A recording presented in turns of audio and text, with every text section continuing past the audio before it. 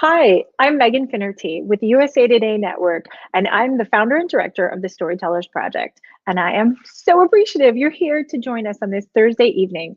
We really understand that it's a chance that you're taking to watch a live storytelling show. And we super appreciate it because tonight we're joining Humana, our sponsor, and 5 Americans from across the country to create community with you. Since 2016, the Storytellers Project has brought more than 100 shows a year to communities across the country. But we've canceled our in-person shows right now because that's how part of how USA Today Network is responsoring to the novel coronavirus. So while it feels unsafe to be together in theaters, it feels super necessary to be together online.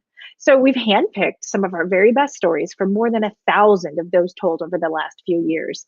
We are bringing you a show with a theme of friends and family that we promise is going to be funny, charming, relatable, touching, but above all, really entertaining. I want to introduce you to tonight's storytellers. Adam and Raquel. Gonzales, come say hi. Kyla Postrel. Hi, Kyla. Jordan Pollins. Hi. Hi. Dani Ausen and Victor Medina. Hi, everyone. Thank you guys all for being here. Tonight is not a TED Talk. It's not Toastmasters. It's not a how-to. It's not an inspirational speech, an educational lecture, or a slideshow. We're not going to sell you anything except like maybe a subscription. Instead, this is storytelling. Storytelling is based on visiting. And you know how to visit. You open up your heart, you open up your mind, and you pay attention to a person that you care about, who you want to feel closer to. And we're inviting you to do that tonight. Some of these stories tonight are going to be polished and professional. Some are going to be casual and conversational. We ask that you receive all of them in the spirit in which they're intended, because that's how we know community connecting really happens. We believe empathy and understanding are vital in times of uncertainty. And I know that things feel pretty uncertain right now in our country. So this is our offering to help comfort you and to hopefully help you feel closer to your neighbors.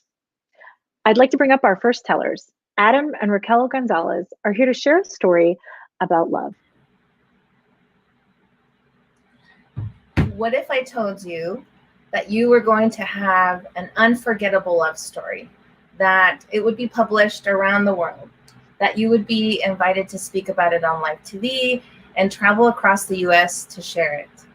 But there's a catch. What if you had to lose everything and suffer great heartbreak in order to continue this so-called fairy tale? But why don't you take us to the beginning, Adam? Thank you. So in 2011, I experienced a traumatic brain injury, which landed me in a coma, and it was pretty bad. I couldn't walk, I couldn't talk, I couldn't think cognitively for myself. Actually, when I came out of coma, when they asked me what year it was, I said 1985. So yeah, I lost quite a bit of memory even back then in 2011. But I had to learn to walk and talk and get back to living life again. So I did after quite some time. So a big shout out to the Transitional Learning Center in Lubbock, Texas. So at that time I was like, I'm ready to leave Texas. I just want to start a new life and a new adventure. And so I moved to Arizona, and that's where I met this beauty. And we started what was the beginning of a love story. So we met at the VIG, shout out to the VIG in downtown Phoenix, which started a 6-hour date that never quite really ended. I was an hour late because I went to the wrong location. Yeah, and She waited, thank God. I did wait, and we fell in love. And I always think of the way I met Adam with the quote common says, and it's it doesn't take all day to recognize sunshine. And I think the feeling was pretty mutual. Realness always recognizes realness. And so we fell in love, and we blended our 3 kids, my 1, his 2, 3 of ours. By 2015, we were married, but then life pretty much stopped in 2016. I woke up or walked in one morning to the front living room of our home to find Adam super confused and just sitting there in our living room at like 5 a.m., not knowing where he was. And so I asked him, do you know who I am? And he said, no. And that just broke my heart, because I always knew that because he was a TBI survivor, that we would have some sort of dementia or Alzheimer's risk when we were older. And in my mind, I thought, we would be these two old folks in a corner staring at a wall in our wheelchairs with Pampers on. And that would be when we finally both lost it. And here we were, in our 30s, and he'd forgotten me. And so, of course, that was just a traumatic experience just for me alone. And so what ended up happening was I took him to the hospital. Yeah. We were there for about 5 days. Lots of tests. Tons of testing. They couldn't figure anything out. And so really from the first day, Adam starts quizzing me. Are you really my wife, or are you some crazy lady who's, I did. Misery. I said, oh, well, let's, can you prove it? I mean, do you have a marriage license or marriage certificate or something? And what do you know? She has a marriage certificate, like whips it out of her purse. Like, who does that? Before you judge me, we had just gotten married the year before, and I'm a working woman, and banks are open working hours. So what's a girl to do but carry her marriage certificate? Yeah. Anywho, I proved my place. Yeah. And we started dating in the cafeteria in the hospital, doing cafeteria dates. So we'd go downstairs and eat horrible food. Nice walks down the hallways. In your open gown. Yes, flashing all the nurses. And so 5 days went by. We moved back home.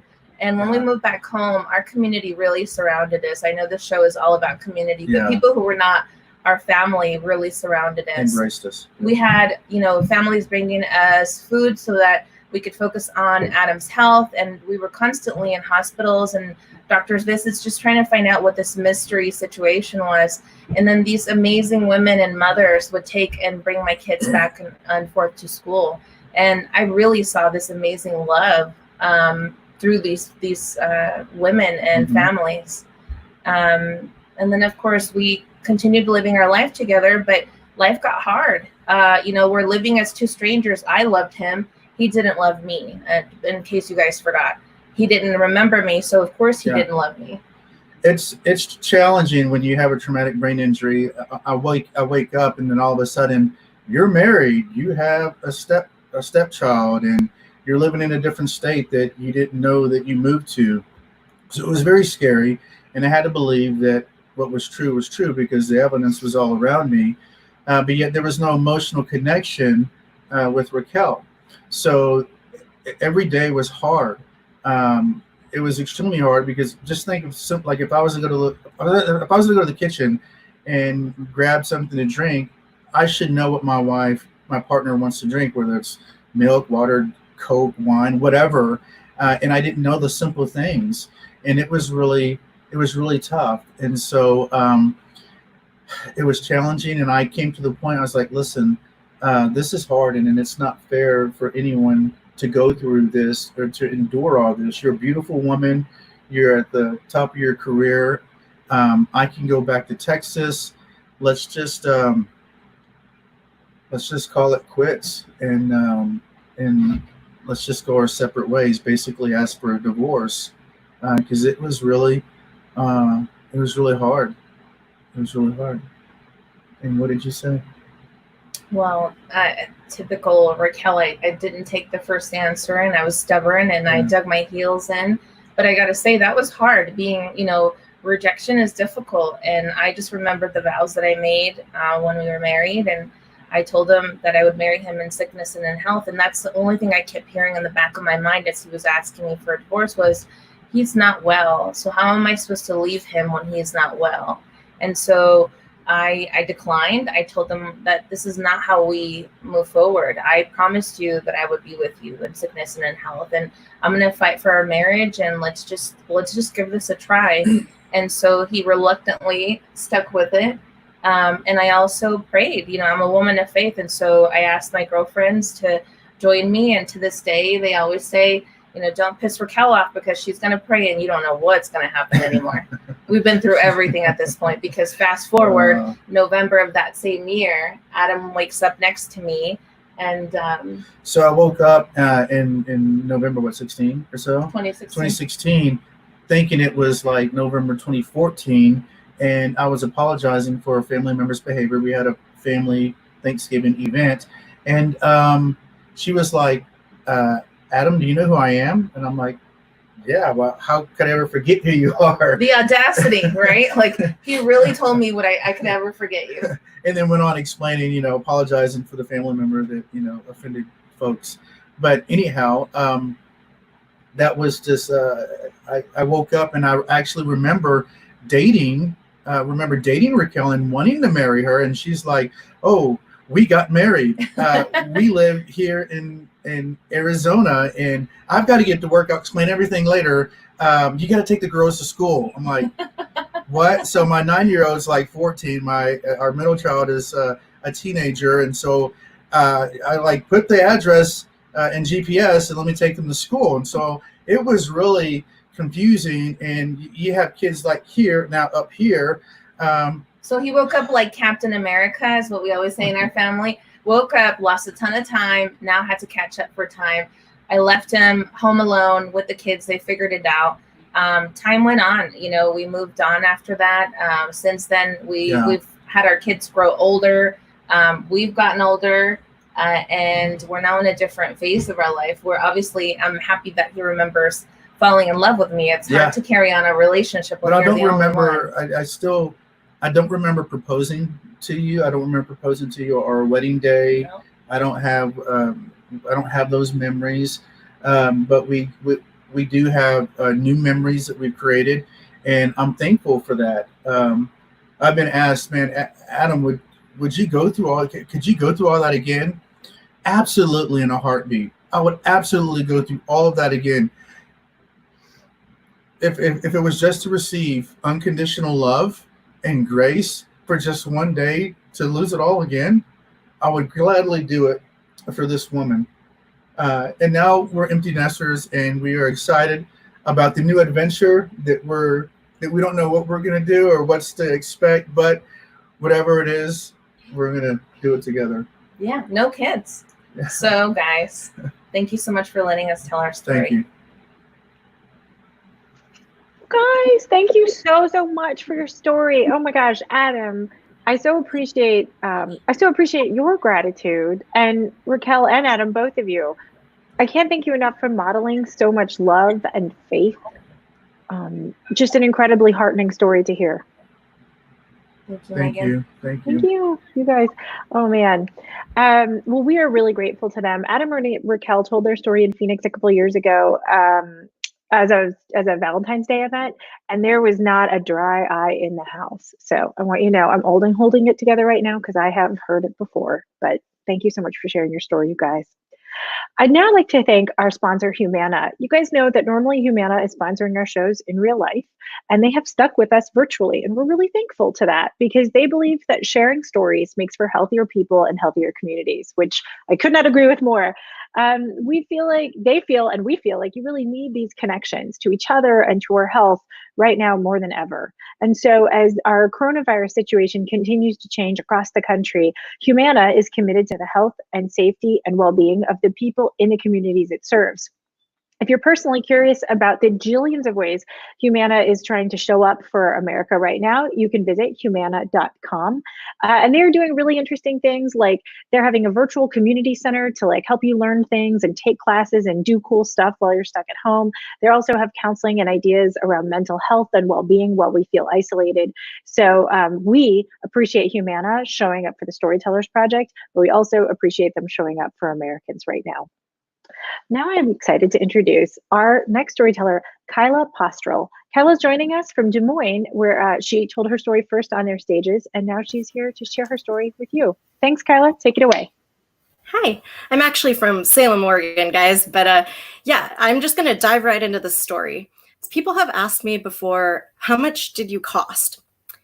I'm not going to answer that tonight, but my story does start with a pretty good discount. So basically, in the 1980s, there were a lot of babies coming to the United States from South Korea, and I was one of those babies. At the time, my dad was working for a local newspaper, and if you know anything about journalism, you know it's a lot of stress, a lot of deadlines, not the best hours. So I'm not making this up. They actually were encouraging work-life balance at the time and family planning. And they kind of had this deal going on where if you adopted a child, you would get reimbursed for half of half of the cost. So I essentially turned out to be half off, although my parents are watching this tonight and they would probably tell you that I turned out to be pretty expensive. So I'm not sure how good of a deal it actually turned out to be, but that's how I ended up here. And that's how I ended up in a predominantly white family. My mom comes from a pretty conservative Baptist background, and my dad comes from a liberal Jewish one. And I always thought that was kind of a unique thing. And they had this Korean daughter, and, we made this really unique family. And they had a biological child together, my older brother. And I texted him last Christmas. I was super excited. I got a brand new Christmas tree topper that was the Star of David. And on the packaging, it said, #1 interfaith tree topper. And I just thought that was very laughable because I didn't realize that there was such a market for interfaith tree toppers. But my brother was very happy that I had sprung for the deluxe. So anyway, when you come from a pretty unique background, you kind of have to know what you're about, or else it'll either freak people out and they don't want to interact with you, or they'll just make assumptions about your identity on your behalf, and those aren't always correct. But there's a really different way between the way children will handle this and adults. So kids, they usually notice something's different about you. I mean, I always knew that I was adopted. My parents always told me, but it was also pretty obvious. So I think I would have figured it out. But I didn't really feel that different from the kids that I was surrounded with. But in first grade, there was a girl, and she would pull back the corners of her eyes and chase me around saying, "China girl, China girl." And I wasn't really offended by this so much as just super confused, because I was like, I'm an American. I don't know what you're talking about. And I didn't really understand why kids my age didn't understand terms like naturalized citizen and international adoptee. I had just grown up with those terms, so I just didn't understand. But once I had explained it to her, she kind of understood. And I think, honestly, the story kind of bored her, and she just left me alone and accepted it as it was.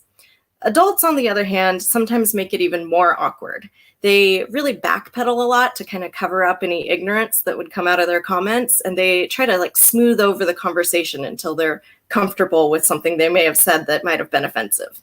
So an example of this is my brother that I was talking about. He's 6'4", he's white, kind of lanky and athletic, and he's a lieutenant commander in the Coast Guard. So we don't look anything alike at all. And sometimes people who don't know us that well will say, you do look a lot like your brother. And I see it now. We 100% don't look like each other. I can kind of buy into the idea that, people who live together long enough start to look like each other, or people might start to look like their pets, but I don't look anything like this dude. There's no way we look genetically related at all. So if you're thinking, oh man, that's kind of cringy that somebody would say that to you, it happens a lot more than you would think. But I got used to this a lot, and I was used to doing presentations about being Korean and adopted and Jewish ever since I was a first grader all the way up through high school practically. But when I got to college, I really thought things would be different. I figured people come from a lot of different diverse backgrounds, and I didn't think that I would kind of stick out as this unique case anymore. And I really was interested in Hebrew. I studied 3 years of it, and I really wanted to go on a birthright trip. So Birthright is a program for young adults who are of Jewish descent to go back to Israel to rediscover their homeland and reconnect with their lineage. And you have to interview for this because they don't want people just getting a free trip and not caring about the program. So I went in for my interview, and they were like, you're kind of in a gray area. And I kind of understood this. Being Jewish, it passes matrilineally, so from your mother to child, not from your father to child. And so I kind of understood. But then what I didn't understand is that same brother, he was a shoo-in. He hadn't taken 3 years of Hebrew, and they had no problem letting him into the program. So that was kind of one of those times when I thought, yeah, 3 years of biblical Hebrew maybe was a waste of time.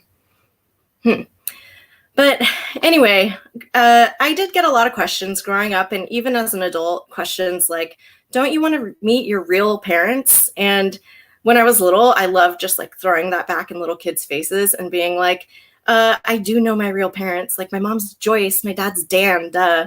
But when I got older, I did kind of think about it more. I always believed that you kind of create your own identity, and that you take the things that matter to you and you make them a part of you. And I still believe that today, but I did feel like maybe there was a part of me that was missing. And when I turned 26, I decided maybe I do want to look for my birth mother. So the thing about closed international adoption is that you don't automatically get your papers when you turn 18. My parents had always been very open with me and shared my American adoption papers with me. And I was actually kind of like bored by it. I didn't really connect with it. I always felt much more just American and not Korean. And so I wasn't really interested. But when I turned 26, I requested my papers and decided to look for my birth mother. And I had taken a Friday off of work just to kind of clean house and just sort of find a day of renewal and relaxation. And I got a phone call from my adoption agency. And before this point, I'd always kind of just written off my birth mother as this young woman. I knew she was like 23 years old. I kind of just assumed she had waited too long to get an abortion. And, it's sort of a fairy tale for my parents now because that's how they got me. And it all wrapped up really nicely and everybody's lives were full and happy and great. But on this Friday, I got a phone call from my adoption agency. And the man on the phone said, I have some sort of maybe upsetting news. Are you ready to hear it? And I'm thinking like, okay, I've waited 26 years to hear anything about this person. So sure, like what could I possibly find out that my parents haven't already told me? And he said, it turns out that your birth mother was gang raped. So I was shocked and stunned, as you probably are. And I started crying, and this guy's probably like totally hating his job at this point. And that just wasn't even in the realm of things that I thought could be part of my history. And the guy told me as well that my birth mother had gone in for routine prenatal care at a hospital.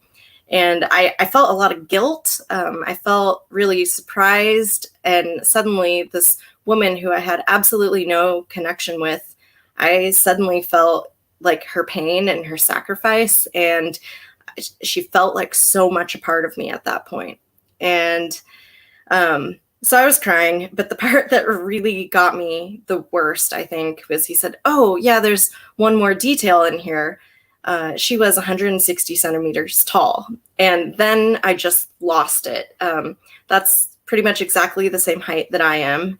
And it was like the one fact that made me feel like, I had grown literally to the person I was supposed to be, that I'm filling the space on the earth for a reason and a purpose. And it was weird that I have so few details about her, that this one was one that I could really connect with, that really meant something to me. So when I tell this story, this is definitely a unique situation. Even other adoptees that I have talked to haven't been in this exact same situation. But I think that people can really relate to the idea of like wanting to love and be loved. And I hope that when they hear my story, when you hear my story, that there are things that you can really relate to, and that the idea of finding your place in the world and fitting in and thinking about whether you're living a grateful life that lives up to the sacrifices that people have made for you. I think those are kind of universal themes that bring us all together. And that's why I wanted to tell my story. So thanks for listening. Kyla, thank you so much for your story and your sense of humor and your sense of grace and your sense of perspective. I mean, you've done so much work on that story. You're so fully present in the telling of it. It is a blessing. Thank you.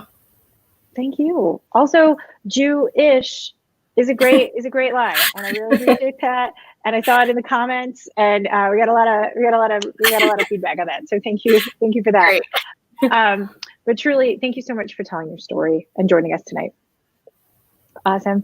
I am excited to welcome up our next storyteller, Jordan Pollins. Jordan told his story first several years ago in Phoenix when he was only 17, and now he's a little bit older, and he's agreed to share his story again with us now. So Jordan, take it away. Hi. Yeah, so I'm just gonna go ahead and start. The year's 2012. It's a pretty,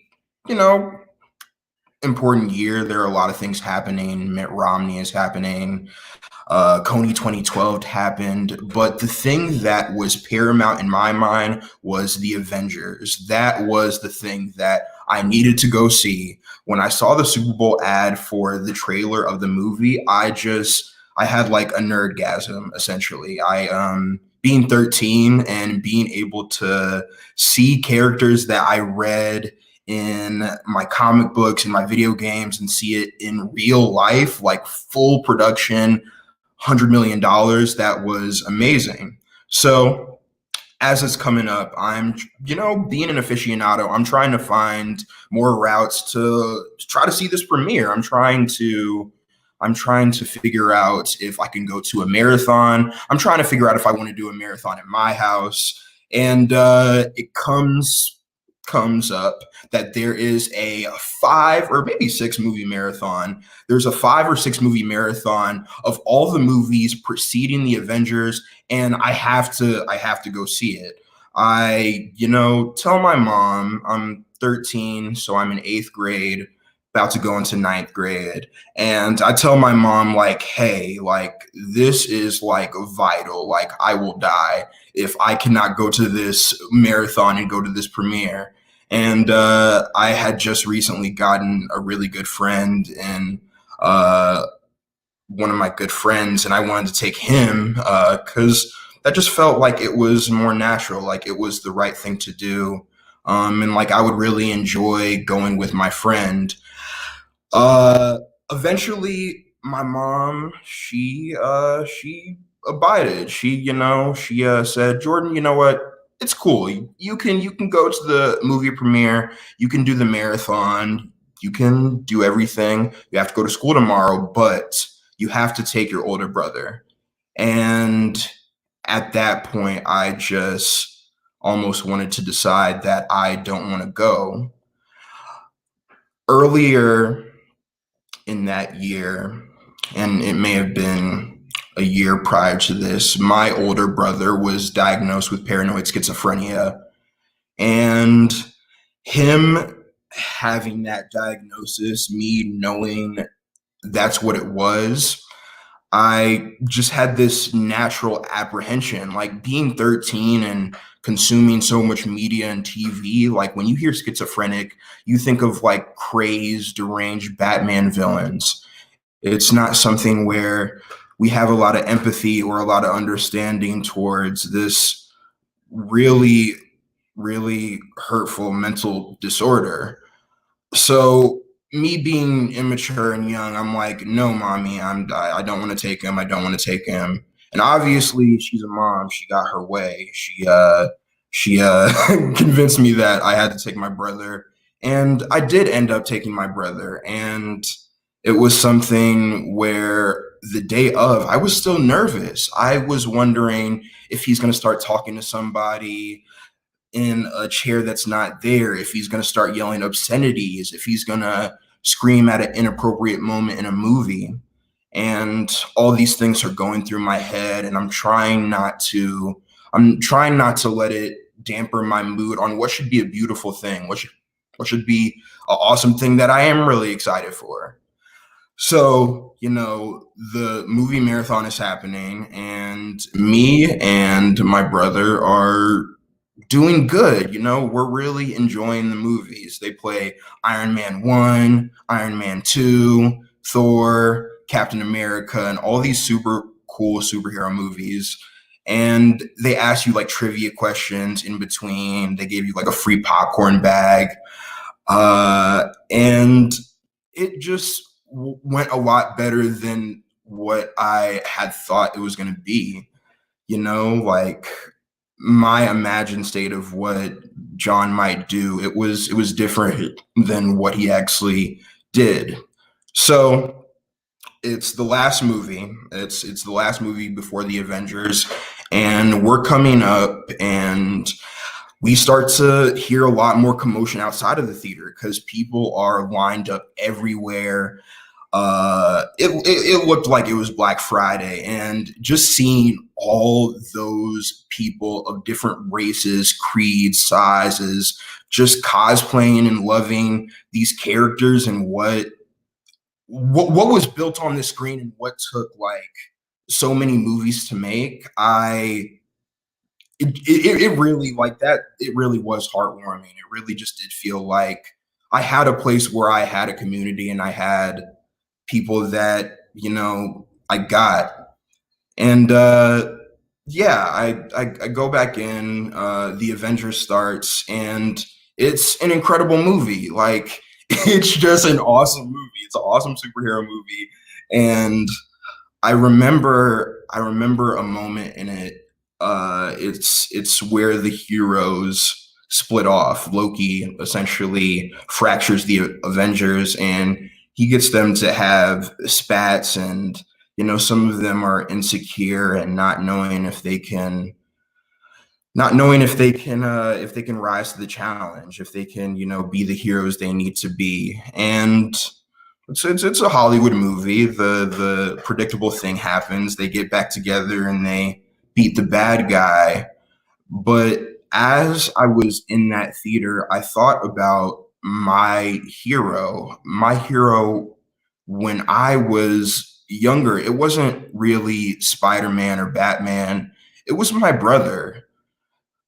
My brother felt like someone whose charisma was just so easy and so effortless. He was so nice and so open without having to try. And he was an amazing basketball player, and I idolized that. I felt like I wasn't really good at anything as a kid. I felt like a weirdo. I mean, I probably still am a weirdo, but it just felt like we weren't in the same family. It didn't feel like we came from the same parents. He just felt so much cooler than me. And seeing my brother and what a disease like schizophrenia can do, seeing how it can knock people down, how it can make daily life, social life, every facet of your life incredibly hard. And I think seeing the movie and seeing the heroes get back together, it just kind of reestablished in me that, our heroes, they can fall, they can falter, but that ideal that they set for us, that we wanted to be, we can still aspire to that. That's still an image that I have of my brother, because I love my brother, and his story is so interconnected with mine. So it was just really good that my mom insisted. With that, I'll go.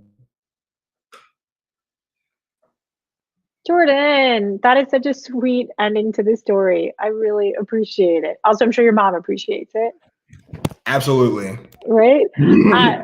Jordan, I want to really thank you for modeling like such deep sibling love and affection. Siblings can be such blessings to one another. And my mom always told me every time I was fighting with my brothers and sisters that like we were a blessing to one another and lucky to have each other. Mm-hmm. And it's amazing to hear you knowing that when you were only 13 though, because like it took me a little longer. Yeah. It takes some time. Awesome. Yeah, shout out to moms. Right. And shout out to you. Jordan, thank you so much for telling your story, and God bless and hi to your brother and your mom. Thank you. Thank you.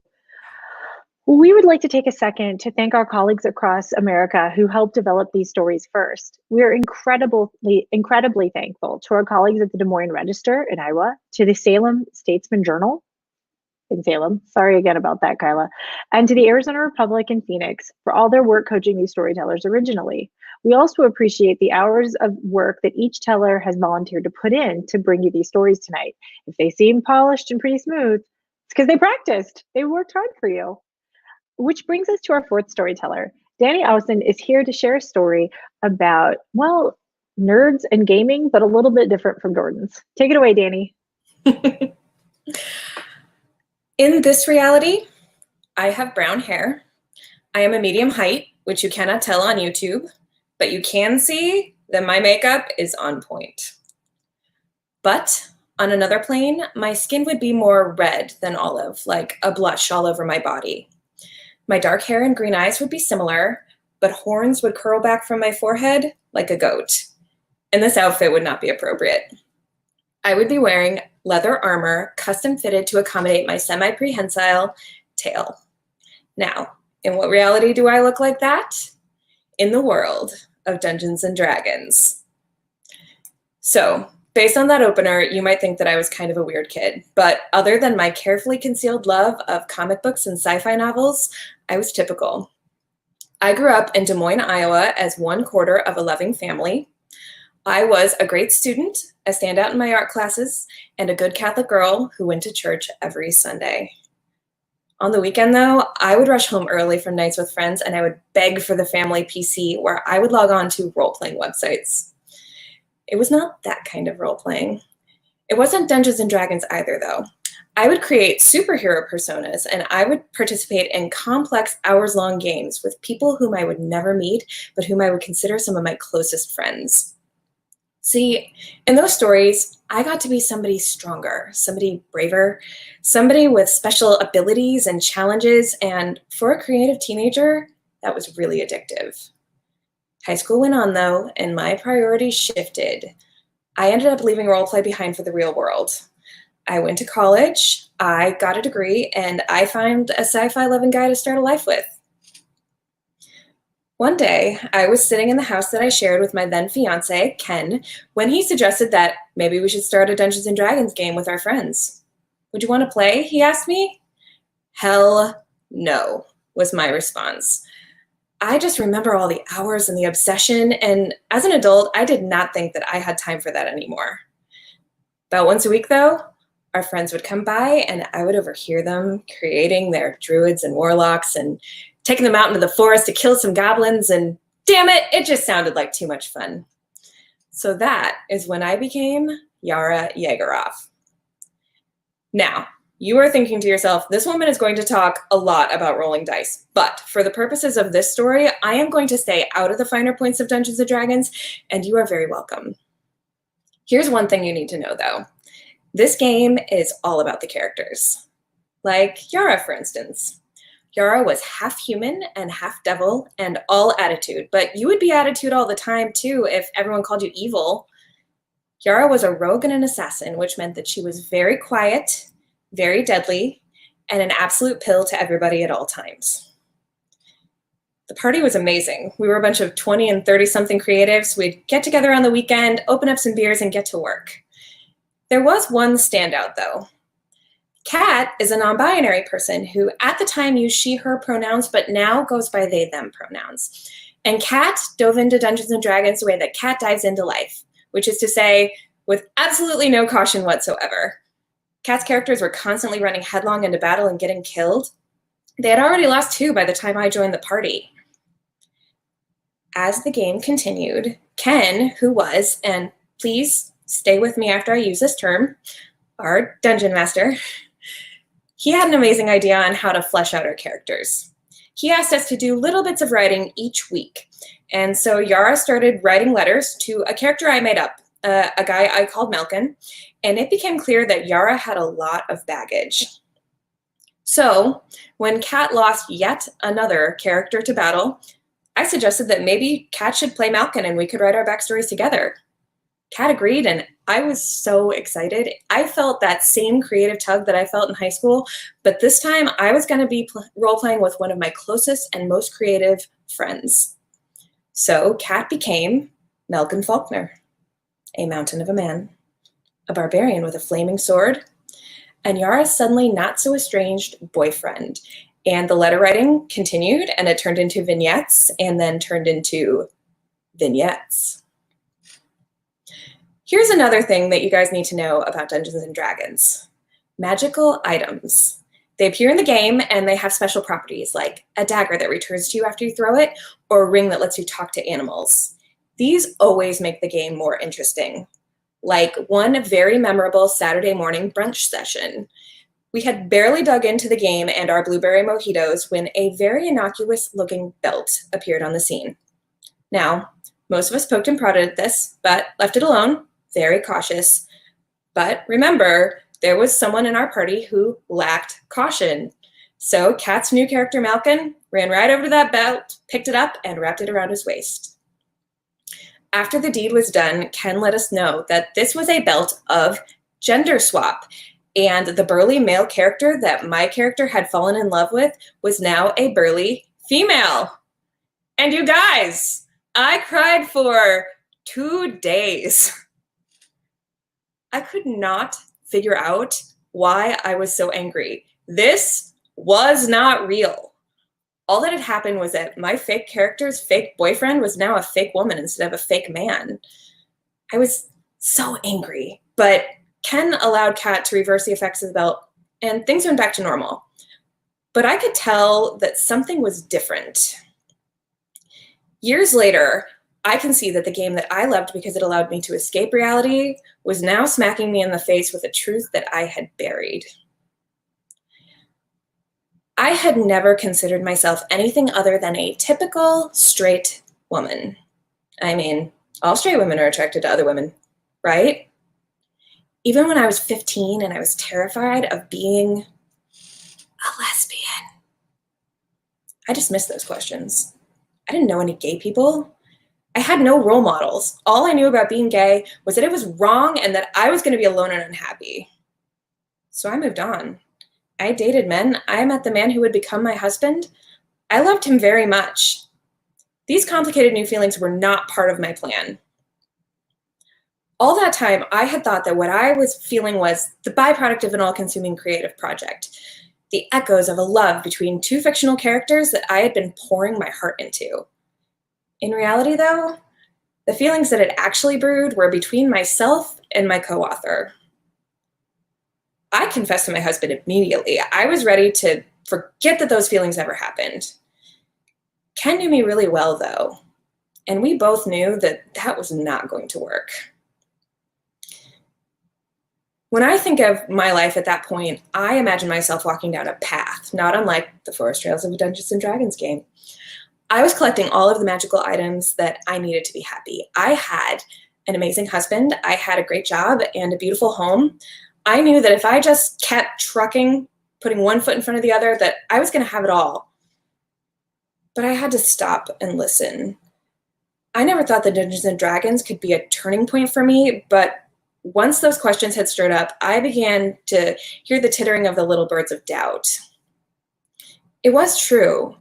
I loved my husband very much, but some part of me had always known that it was not the kind of love that a wife should have for her husband. I struggled really hard to come to terms with that point. I remember one day I was sitting in Ken's car with him, and I was bawling my eyes out for the billionth time, and he looked at me and he said, "I wish that everybody that thought that being gay was a choice could be here right now and see this." In the end, we decided together that Ken should have the marriage that he really deserved, and that it was time for me to be who I really am. And I am really not a straight woman. So I came out as bisexual in my 30s. And when I did, I discovered that I am not a unique case. There are a lot of people who bury the idea of being queer and return to it later in life. And once I found my way there, I also found a lot of love and support. Ken is no longer my husband, but he will always be my family, and we remain very close. And Kat, through more patience and kindness than I could imagine, supported me first through our friendship and then through a deep love, which is every bit as beautiful and exciting today as it was in those first pages that we wrote together.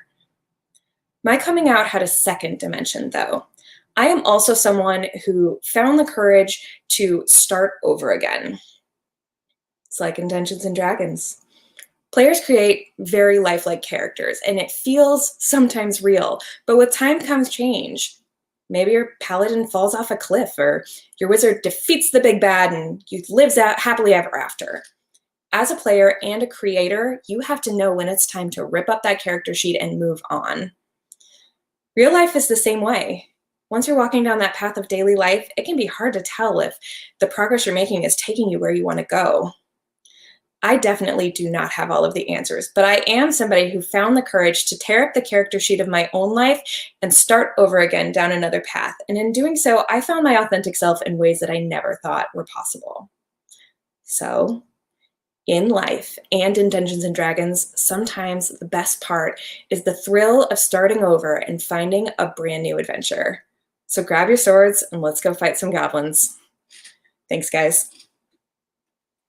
Dani, thank you so much for your story. Yes, thank you for having me. It's wonderful to be here. Oh my gosh, yes. I just also really want to affirm, like, that line about collecting the magical items that you thought would make you happy. Mm-hmm.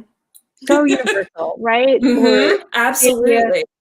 Of like, with the way you are able to articulate how you heard a voice as a younger woman and like ignored it because our culture told you only bad things would happen if you trusted that voice. I had no frame of reference. I didn't know anybody who was gay, and I just knew that, like, well, this is not a thing that I'm supposed to do. So it felt very comforting to just be like, okay, I'm not going to do it. I'm just going to keep going down the path that I thought. And, later in life, that path ended up catching up with me. Well, I really appreciate you bringing that up. I think that for so many people, that moment in life exists, and it takes incredible courage to acknowledge it whenever it shows up for you. As we get older, we learn more, we change things. So, Dani, I'm not going to fight any goblins today, but I'm really excited that you were here. You should. Listen, anytime. Also, you guys, Dani's story has been sponsored by Dungeons and Dragons. Please make payments. Yes. Oh, please do. Wizards of the Coast, send them some money. Oh my gosh, Dani, thank you for your story. Thank you. Awesome. Well, it is a joy to wrap up our show with Victor Medina. Victor came to us through a different storytelling event, actually through the Nature Conservancy. So we want to tip our hat to the Nature Conservancy for introducing us to Victor. And now he's here to share his story with you. So let me paint a picture for you guys where I grew up. Tall towers of brick, rivers of asphalt and concrete, sprinkled with patches of green. Growing up in Washington Heights of New York City, it's not a surprise that a young me didn't have a very strong connection with nature. As a matter of fact, the only connection I had came from the occasional visit to the countryside of the Dominican Republic where my family was from. And here, nature became synonymous with agriculture. It was farm or city. There was no in between. This idea of a wilderness space existed only as a fantasy. But that changed in the summer of 2004. Our first family vacation, and we had set our sights out to a place we had only seen in the movies, the Grand Canyon. Now, we could not afford a bus tour, and nobody here knew how to drive because in New York City, public transit's where it's at. So we got the next best thing, and we flew out to visit family in Colorado Springs. They had a car, they knew how to drive. Good so far. But how long is it going to take us to get there? We figured it's 2 states. That's like New York to Pennsylvania. Not really. Where would we get food? Where would we stay? It's going to be the middle of July. Is it going to be too hot to be out there? None of us had the answers to any of these questions, and we didn't know where to look. So instead, we decided to explore the Rocky Mountains nearby from a distance. And by that, I mean between Six Flags and the zoo on long drives. I remember losing my patience at some point and going to my mom, when are we going to actually go to the Grand Canyon? To which she replied, maybe one day, si Dios quiere, if God wills it. Which I knew was my mom's way of saying maybe, but I don't know. So the Grand Canyon stayed a dream. But I felt like I was standing on the edge of this world that I just didn't know how to get into, but I knew I had to try. Lucky for me, I discovered Nature Conservancy's LEAF program. it was a program that provided people like me the opportunity to work on a nature preserve for the summer and establish my first connections to nature and wilderness. Now, I didn't realize it until much later in life, but the summer of 2007 would begin to break down the barriers of this new world. I mean, we got paid and our cost of living was taken care of, so money wasn't an issue. We had dedicated mentors who not only supervised us during work hours, but they taught us about our surroundings and they ensured that our first experience would be a positive one. And so the more immersed I became in this new world, the more I started to enjoy the outdoors. And one thing was clear: I was definitely going back. In college, I found myself looking for a more immersive experience in the outdoors. No supervisors, no mentors, no program, just unstructured nature time. My search eventually took me to the Adirondack State Park, where a friend and I had our sets on Mount Marcy, the tallest in New York State. Because if you're going to pick a first hike, why not pick the biggest? Go big or go home, right? So we arrived at the trailhead prepared. And by that I mean I was wearing a jeans jacket, Wrangler jeans, polo sweater, and Timberland steel toe boots. Trust me when I say, don't do what I did. It would become the most grueling experience I had to date. But we started high energy in a full sprint. That sprint really quickly became a walk. That walk became a stumble. That stumble became a crawl. And I remember looking at my watch and realizing we'd been moving at about 30 minutes. And we had hours left to go. I can't tell you how many times I wanted to turn back and quit. And I remember every step I took was to the exhaling of I can't. I can't. I can't. But sure enough, with each step, the trees got shorter. The skies got closer. And before I knew it, all I could see was the bare rock beneath me and this enchanted forest around me. It was like walking in a dream. It felt unreal. I was tired and weak, but I knew I had the strength. I felt vulnerable, but I found resilience. I walked in this dream, but I stood in a new reality. The fact was, I had accomplished something that I told myself was impossible. And in doing so, found a piece of myself that I didn't know existed. Though I left it all on Mount Marcy, I came back more whole than I was before. And I knew I couldn't let people having this experience be just a chance. And so I found myself years later working at Groundwork Hudson Valley as their youth program manager. And through our Green Team, we empower youth to explore and learn about the ecosystems where they live and work to improve them. Many of these youth join our program because they're bored and want something different, because they need a job to support themselves, or because their parents or their guidance counselor kind of push them to do it. But they all usually have one thing in common, is that they're looking for change. For many, it's the experience of hiking or camping or fishing for the first time. For some, it's work experience, and for some, it's to get out of Yonkers. What ends up happening as a result is that they see their neighborhoods differently. They start seeing the possibilities for changing their physical environment. In this process, they become more familiar and comfortable with the nature around them. And before they know it, they begin to change. Carlos started with us and couldn't be within 15 feet of anything that buzzed. But by the end of the summer, he was holding a praying mantis about the size of his cell phone.